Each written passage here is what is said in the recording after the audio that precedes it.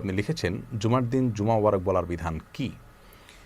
জুমার দিনটিকে নবী করিম সাল্লাল্লাহু আলাইহি ওয়াসাল্লাম হাদিসে ঈদের দিন হিসাবে আখ্যায়িত করেছেন, অভিহিত করেছেন। তার মানে হলো মুসলমানদের জন্য বছরে দুটি ঈদ, ঈদ উল ফিতর, ঈদ উল আজহা রয়েছে।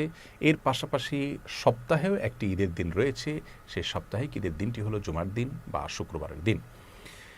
দুই ঈদের দিনের ব্যাপারে আমরা জানি, সেই দুই ঈদে একে অন্যের সঙ্গে সাক্ষাৎ হলে শুভেচ্ছা বিনিময় করা সুন্নাহ। আর সেই শুভেচ্ছা বিনিময়ের ভাষা হলো তাকাব্বালাল্লাহু মিন্না ওয়া মিনকুম, অর্থাৎ ঈদের আগে যে নেক আমল আমরা করেছি সবাই মিলে, যেটা করেছি আল্লাহ তাআলা আমাদের সবার নেক আমলগুলো কবুল করুন। এভাবে সাহাবায়ে কেরাম একে অন্যের সাথে শুভেচ্ছা বিনিময় করতেন, এটি সুন্নাহ।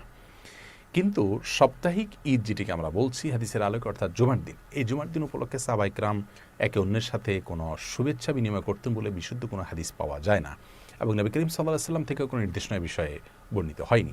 যার কারণে জুমার দিনকে কেন্দ্র করে, শুক্রবারকে কেন্দ্র করে কোনো প্রকার শুভেচ্ছা আদান প্রদানের বিষয়টি সুন্নাহ নয়। জুমার দিনের অনেকগুলো গুরুত্বপূর্ণ সুন্নাহ আছে। আমরা এই দিন দুরূদ বেশি বেশি পাঠ করব, সূরা কাফ পাঠ করব, মসজিদে আগে আগে যাব জুমার সালাতের জন্য, অনেকগুলো সুন্নাহ আছে, গোসল করব, উত্তম পোশাক পরব, সেগুলো সবগুলো হাদিস দ্বারা প্রমাণিত। কিন্তু জুমার দিন উপলক্ষে জুমা মোবারক বলে একে অন্যকে শুভেচ্ছা জানানোর বিষয়টি হাদিস দ্বারায় প্রমাণিত নয়।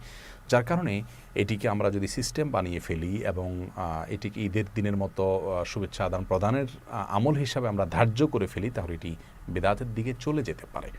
সেজন্য এ ধরনের শুভেচ্ছা আদান প্রদান না করে বরং আমরা জুমার দিন উপলক্ষে স্মরণ করে দিতে পারি একে অন্যকে যে জুমার দিন শুরু হয়ে গেছে, অতএব আমরা দুরূদ পাঠ করি বেশি করে, আমরা এই দিন উপলক্ষে একে অন্যকে জুমার দিনের আমলগুলোর কথা স্মরণ করে দিতে পারি। সেটি আমাদের জন্য উত্তম এবং ভালো।